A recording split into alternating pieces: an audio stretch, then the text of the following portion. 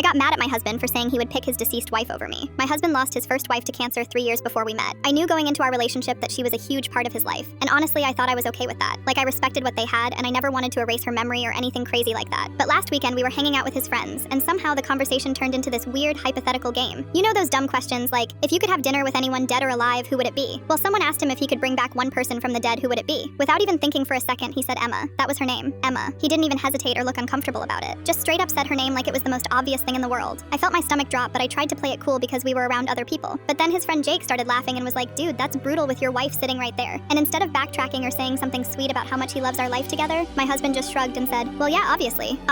Like, obviously he would pick his dead wife over me, his living, breathing wife who's been with him for 2 years and married to him for 8 months. I didn't say anything for the rest of the night, but I was fuming. When we got home, I asked him if he really meant what he said, and he looked at me like I was being crazy. He said of course he would pick Emma, she was the love of his life, and they had 15 years together. I asked him what that made me then, and he said I was important too, but that Emma and him had planned their whole future together. They were going to have kids, and buy a house, and grow old together. He said losing her was like losing half of himself. I told him that hearing him say he would pick her over me made me feel like I was just some consolation prize. Like I was just filling a spot until he figured out how to get his real wife back. He got annoyed and said I was being dramatic and that it was just a stupid hypothetical question. But here's the thing, it didn't feel stupid to me. It felt like he was telling me exactly where I stood in his life. Second place. Always second place to a ghost. I've been sleeping in the guest room for 3 days now, and he keeps acting like I'm the one being unreasonable. He brought me coffee this morning and said he didn't understand why I was so upset about something that could never actually happen. That just made me more mad because he's completely missing the point. It's not about whether it could happen or not. It's about what his answer tells me about how he sees our relationship. Yesterday his sister called me because apparently he told her about our fight, and she said I needed to understand that Emma will always be his first love, and that I should be grateful he's even able to love again. She said most widowers never remarry, and that I should appreciate what I have instead of being jealous of a dead woman. When I tried to explain this to him last night, he said I was twisting his words and that he never said he loved me less.